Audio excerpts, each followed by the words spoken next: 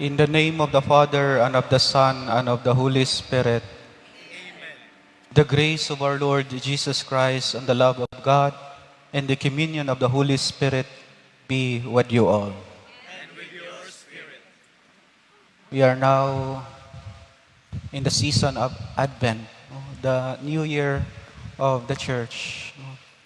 And with this opening of the new liturgical year, we are being reminded of ourselves, to look into ourselves, to prepare, and to wait in fidelity with these two comings of Christ, the incarnation and the parousia, the second coming, as we wait with joyful hope for the coming of Christ.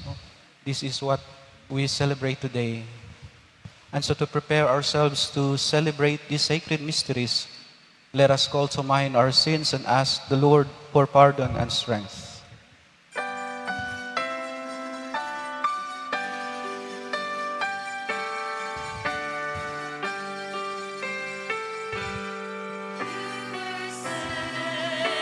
To heal the contrite of heart, Kyrie eleison,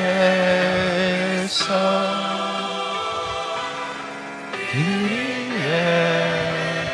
eleison. You came to call sinners out. Please eleison, please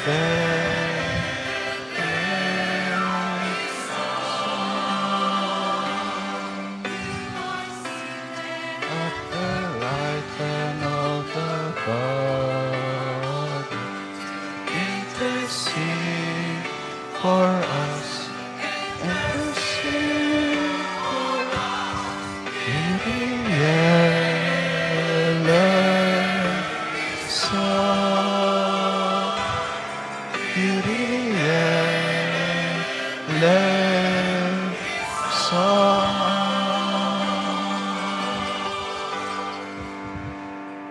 May Almighty God have mercy on us, forgive us our sins, and bring us to everlasting life. Amen. Let us pray.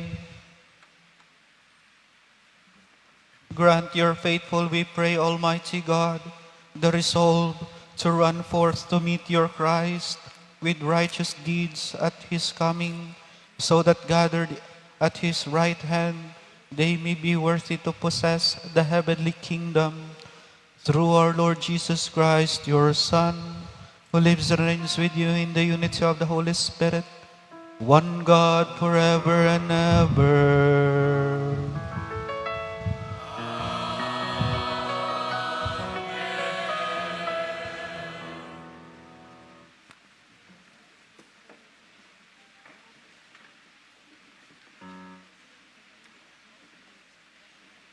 A reading from the book of the prophet Jeremiah. The days are coming, says the Lord, when I will fulfill the promise I made to the house of Israel and Judah. In those days, in that time, I will raise up for David a just shoot. He shall do what is right and just in the land. In those days, Judah shall be safe, and Jerusalem shall dwell secure. This is what they shall call her, the Lord, our justice. The word of the Lord. Thanks be to God.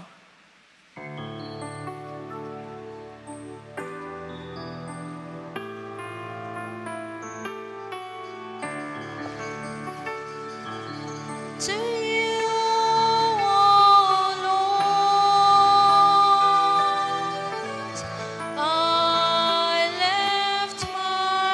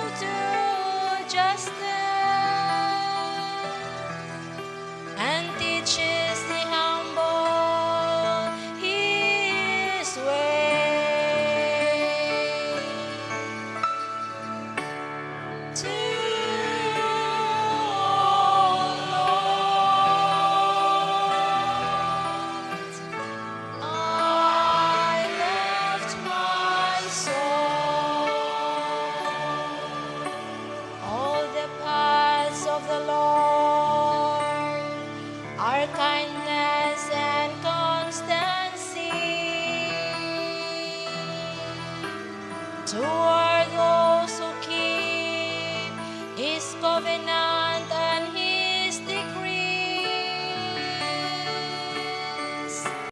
The friendship of the Lord is with those who fear Him, and His covenant for their instruction. To you, Lord, I left my soul.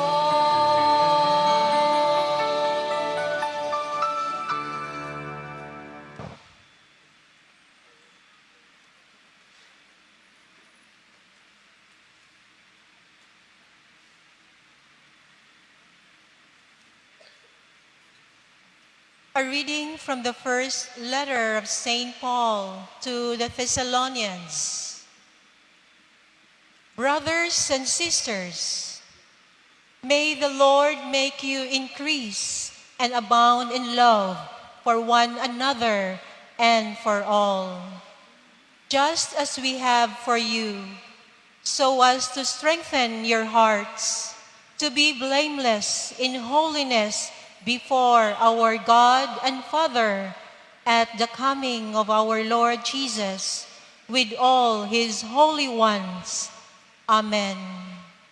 Finally, brothers and sisters, we earnestly ask and exhort you in the Lord Jesus that, as you received from us how you should conduct yourselves to please God, and as you are conducting yourselves, you do so even more.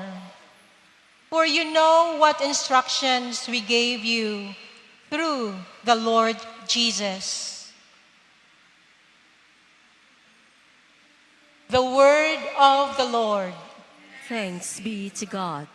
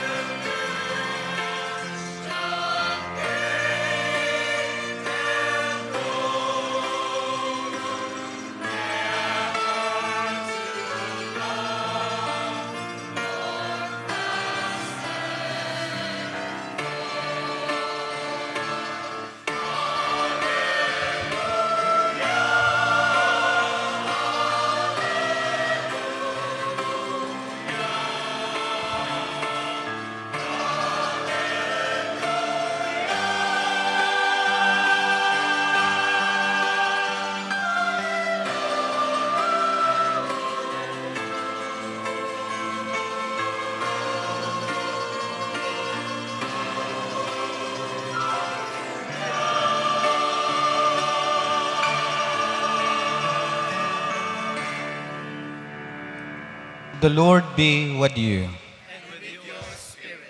A reading from the Holy Gospel according to Saint Luke.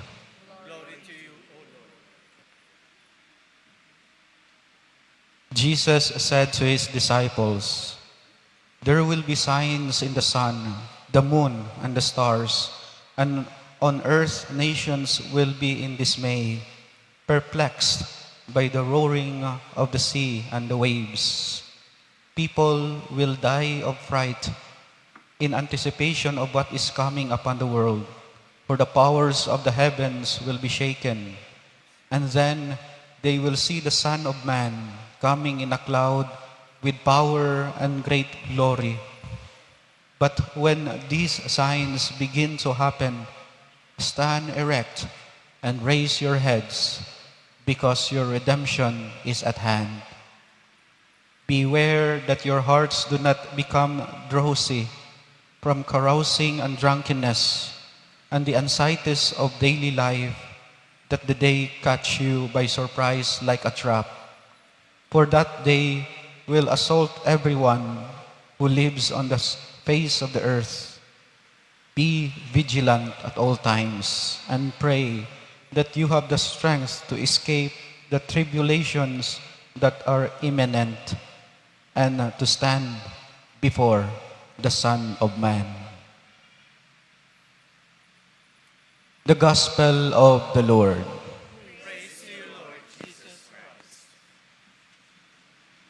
We enter in the season of Advent. No? You may notice the vestment, the colors is purple or violet, no? A symbol of the new liturgical season and the symbol of a preparation for something that is joyful, which is Christmas. No? And just like the season of Lent, no? Advent is a season of waiting, preparation for two important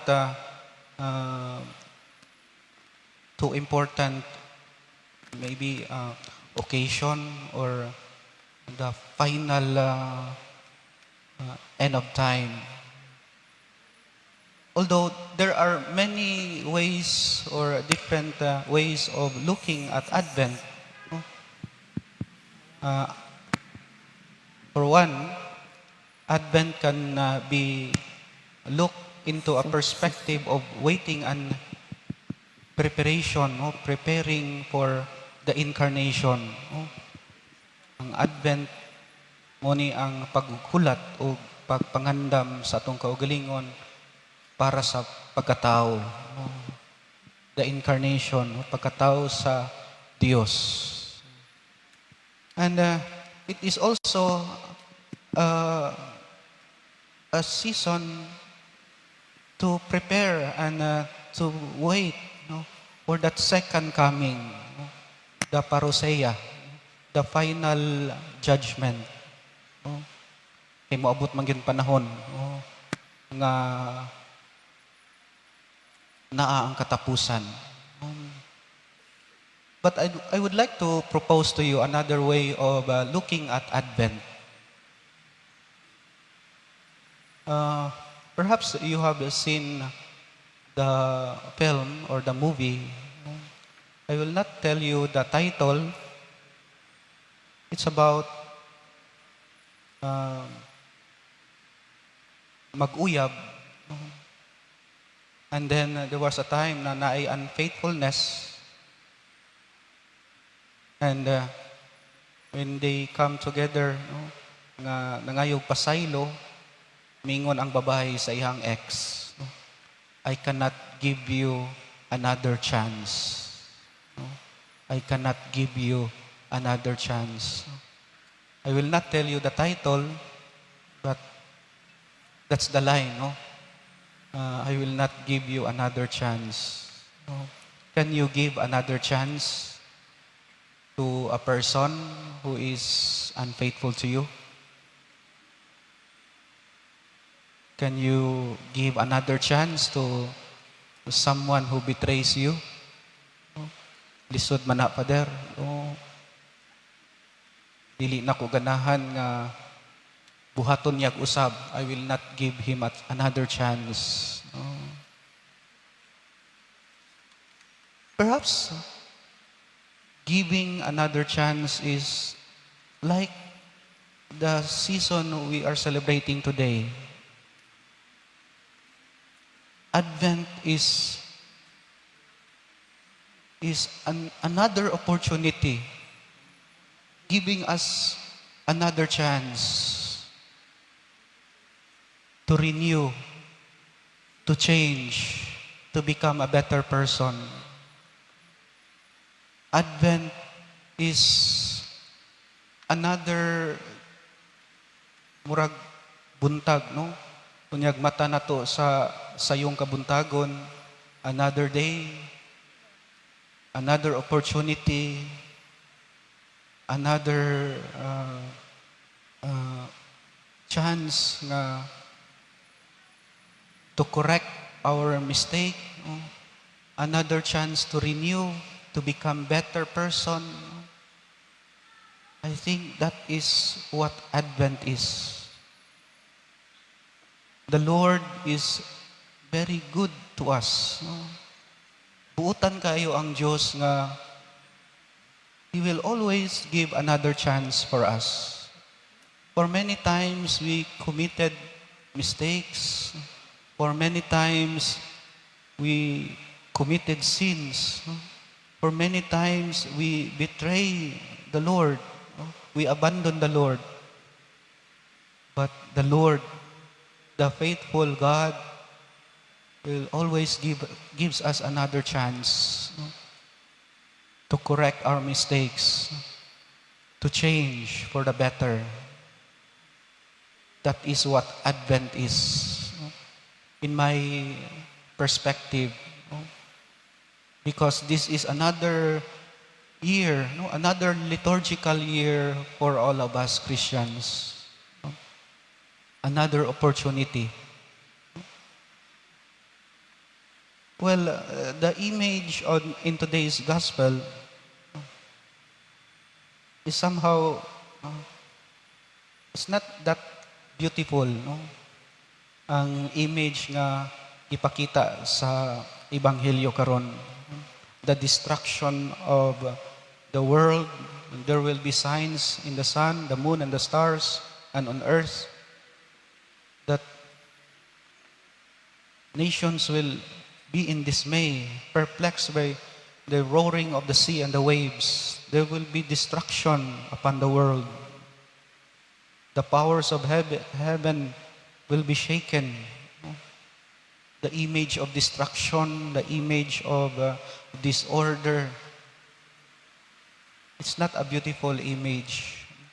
And somehow this is a sign of the end of times, the end of the world. But the good news is that in the end, the Son of Man will reign. The kingdom of God will reign. That in the end, God will prevail. The kingdom of God will prevail. It's a beautiful image, no? Nga magsugod ta sa Advent of waiting and preparing, and with that joyful hope. And we end by proclaiming that God, the kingdom of God, will remain. The kingdom of God will prevail. And this is an opportunity for us. Advent, we take advantage of this season of Advent to seize this season as a way to prepare ourselves. If you can do good right now, do it now. If you have the chance to be kind now. Take the opportunity. If you can be generous now, do it now. Do not wait for another time. Because even though the mercy of God is unlimited, God always gives us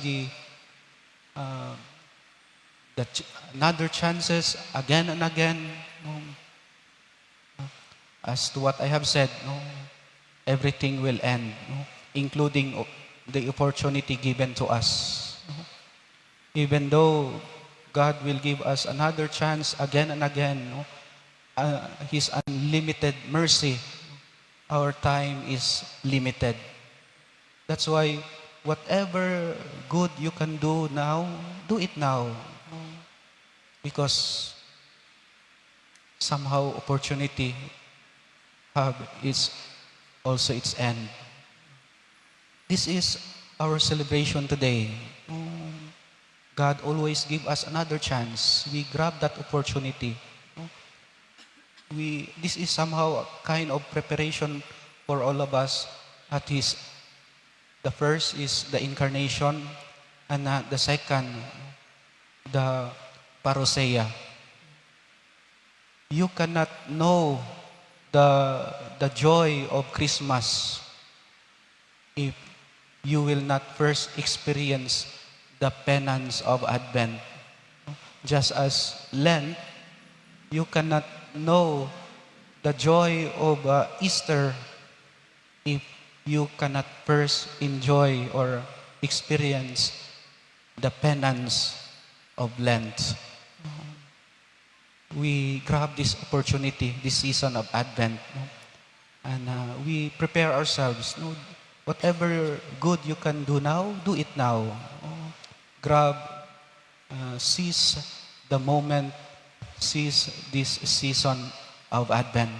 This is our celebration for that, we can enjoy the season of Christmas and be prepared for that parousia, the second coming.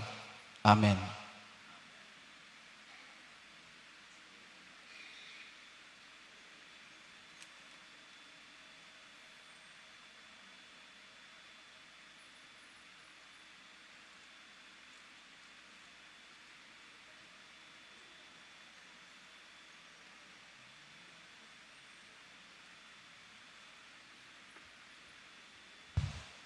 Let us profess our faith. I believe in one God, the Father Almighty, maker of heaven and earth, of all things visible and invisible.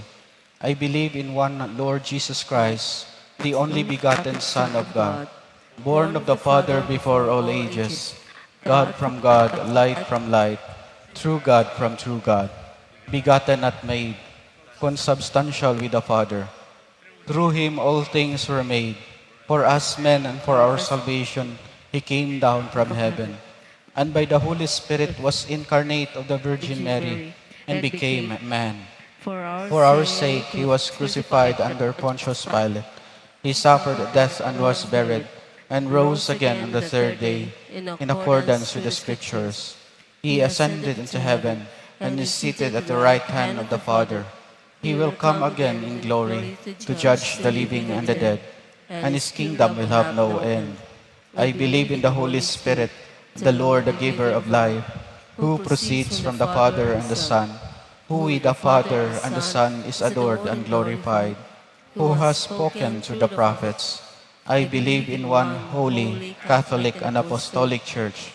I confess one baptism for the forgiveness of sins, and I look forward to the resurrection of the dead and the life of the world to come. Amen.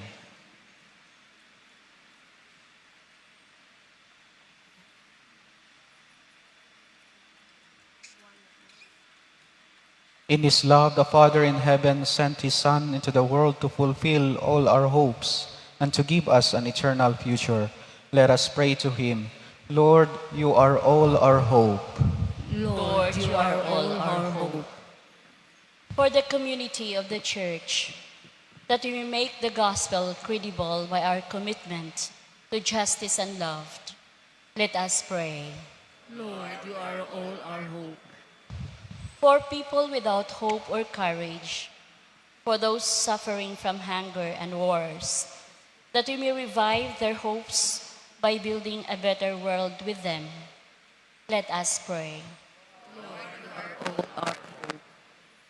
For Christians everywhere, that they may not be ashamed of the gospel, but speak its message of hope in the language of their own lives, let us pray. Lord, you are all our hope. For all of us here, that we may not be self-satisfied, but that we may remain vigilant to let God renew us in Christ and to make us live for others. Let us pray to the Lord. Lord, you are all our hope. Lord our God, you love us, and so you expect us to make your goodness and justice visible to all.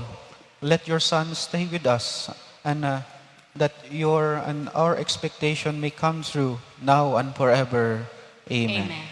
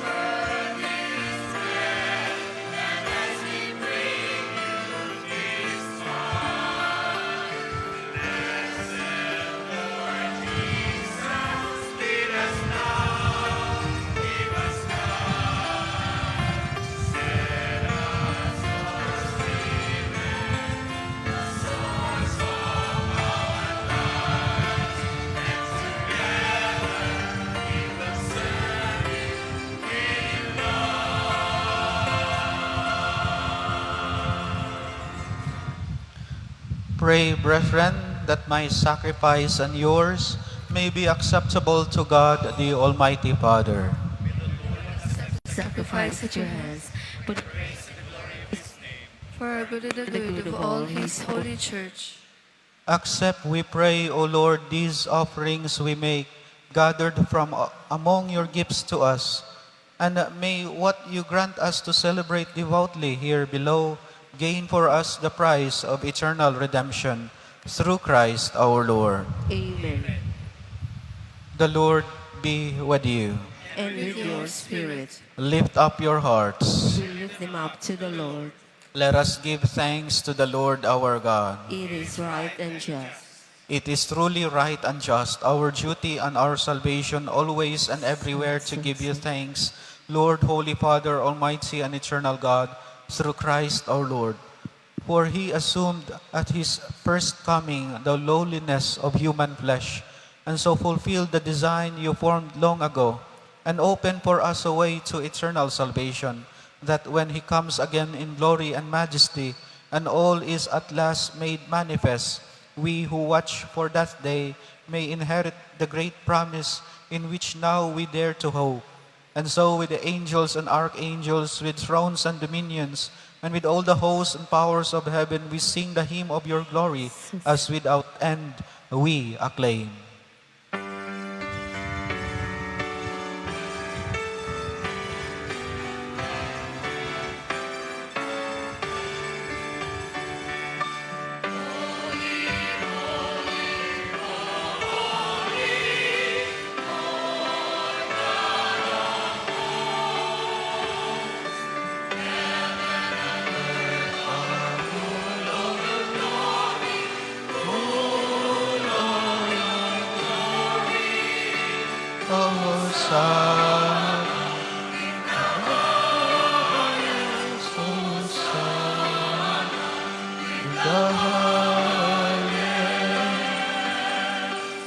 Blessed is He comes in the name of the Lord. Hosanna in the highest, Hosanna in the highest, Hosanna in the highest, Hosanna in the highest.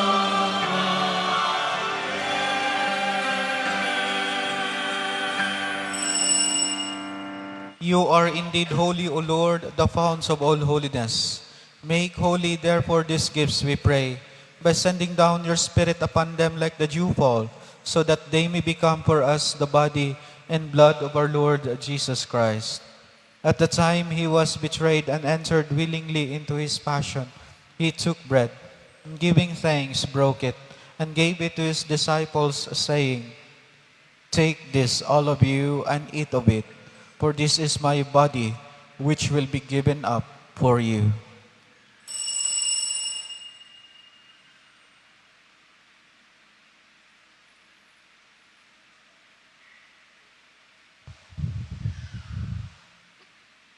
In a similar way, when supper was ended, he took the chalice, and once more giving thanks, he gave it to his disciples, saying, "Take this, all of you, and drink from it, for this is the chalice of my blood, the blood of the new and eternal covenant, which will be poured out for you and for many for the forgiveness of sins. Do this in memory of me."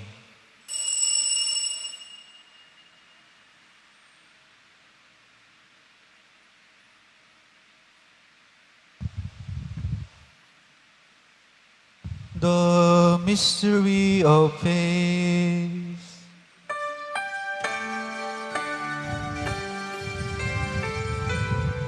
When we eat this bread and drink this cup, we proclaim your death, O Lord, till you come, till you come. We proclaim your death, O Lord.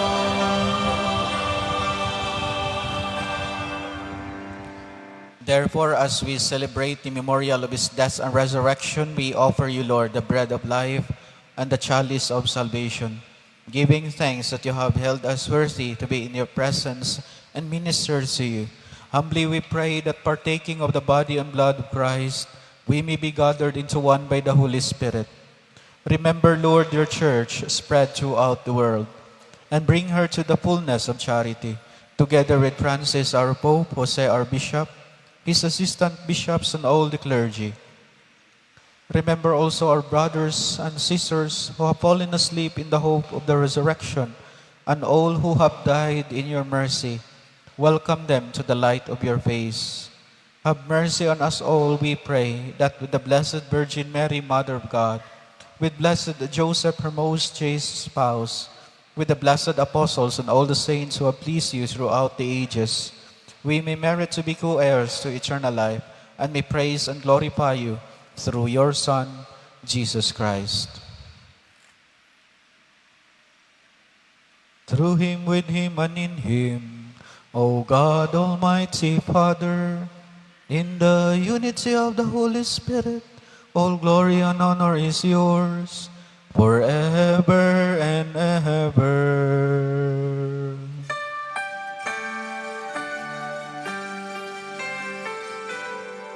Amen, amen, amen, amen, amen, amen.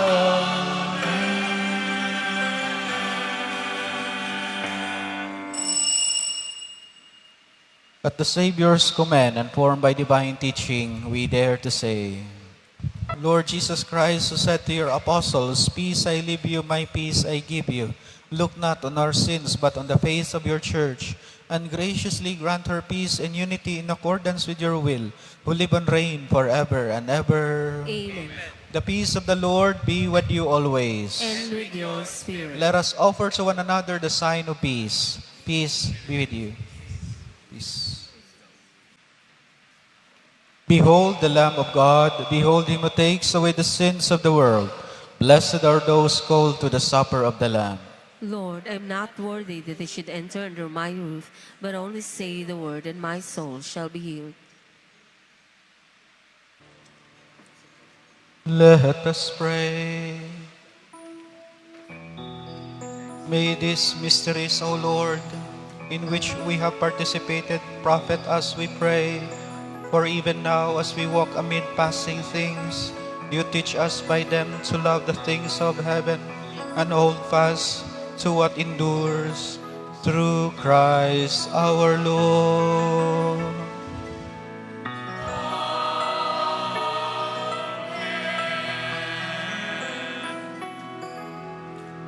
Be seated for some announcements. Sa dili pa himuon ang katapusang panalangin, Himuon usa nato ang naandan nga pasalamat ug pahibalo. Ang atong second collection karon atong itampo sa pagpalimpyo ug pagpaayo sa pasad sa atoang simbahan.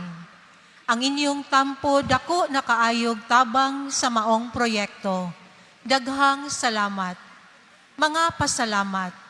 Sa ngalan sa atong talahorong Arsobispo sa Sugbo, His Excellency Most Reverend Jose S. Palma, ang team of pastors, ang Parish Pastoral Council, o ang Project Finance Committee, dinhi sa atong parokya sa Cathedral, nagpasalamat kaninyong tanan sa inyong makanunayong pagsuporta.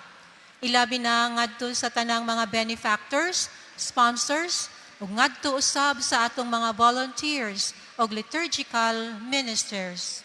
Linain usab nga pasalamat ngadto nila ni Mr. Alex Mendoza Texon, Mr. Calixto and Miguela Yu and family, Ms. Sencha Chenny and Mr. Jack Rentuza, Ms. Joanne Castillo and family, Mr. and Mrs. June and Araceli Llanos, Engineer Eduardo, Mrs. Ame Rentuza and family, Ma'am Mary Ann Cabigas, Mr. Chudolfo, Mrs. Rosalea Guido, Mrs. Rosita Ong, Mr. Eliezer and Teresita Alianic.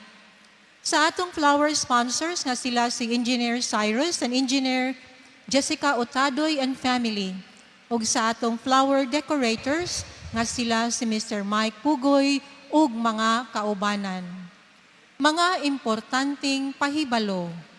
Una, nagpadayon ang atuang misa novena pasidungog sa Inmaculada Concepcion sa mahal nga Berhen Maria. Karong adlaw, ikaduhang adlaw sa novena sa alas 5:30 sa hapon, paga sa ulugon ang Santos nga misa ni Reverend Father and Attorney Dan Domingo de los Angeles. Sa mga adlaw sa Lunes hangtod Biyernes, paga sa ulugon ang Santos nga misa novena sa alas 5 sa hapon o sa Sabado alas 5:30 sa hapon. Ang Vespera's Mass sa Disyembre 8, Domingo, paga sa ulugon ni Most Reverend Medifel Billones sa alas 4 sa hapon. Ug human sa misa, isunod usab dayon ang solemne nga procession sa alas 5. Ang Pontifical Mass sa adlaw sa fiesta, Disyembre 9, Lunes, paga sa ulugon sa atong talahurong Arsobispo, Most Reverend Jose S. Palma sa alas 4 sa hapon.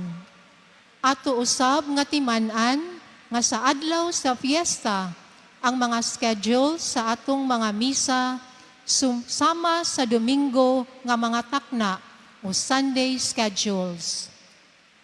Ikaduha, karon ng Miyerkules, Disyembre 4, ang Marian Concert, nga nag-uluhang giya huni kang Mama Maria. Mga orihinal kini nga mga Cebuano Marian songs. Paga sa ulugon kini sa alas 7 sa gabii, dinhi sa atong simbahan. Ang proceeds niini alang sa proyekto sa simbahan. Palit na kamo og tickets. Duula ang atuang mga ushers o usherettes nga namaligya niini. Mapalit usab ang ticket sa opisina sa Cathedral. Ikatulo, ang opisina sa Cathedral nagpadayon pagpanawat og mga sponsors para sa mga buot nga mamahimong stewards of the day ug mass sponsors sa mga adlaw sa atong nobenaryo. Mudawat usab og mga sponsors para sa atong greeting tarpaulins nga ibutang libot sa simbahan. Alang sa dugang kasayuran, duulang sa atong parish office. Alang usab sa souvenir program para karong fiesta 2024. Gidapit kitang tanan nga mo-advertise sa atong parish souvenir program. Katong interesado, pakisayod lang sa atong parish office. Gikan sa team of pastors, kaninyong tanan, Daghan kaayong salamat.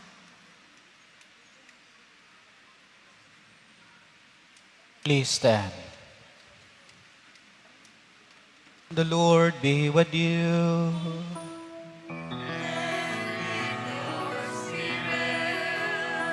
Bow your heads for the blessing. May the Almighty God and merciful God, by whose grace you have placed your faith in the first coming of His only begotten Son and yearn for His second coming again, sanctify by the radiance of Christ's advent and enrich you with His blessing. Amen. As you run the race of this present life, may He make you firm in faith, joyful in hope, and active in charity. Amen.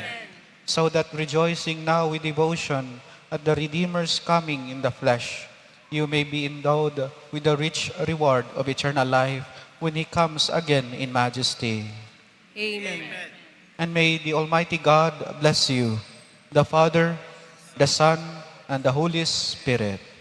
Amen. The Mass is ended. Let us go in peace. Thanks be to God.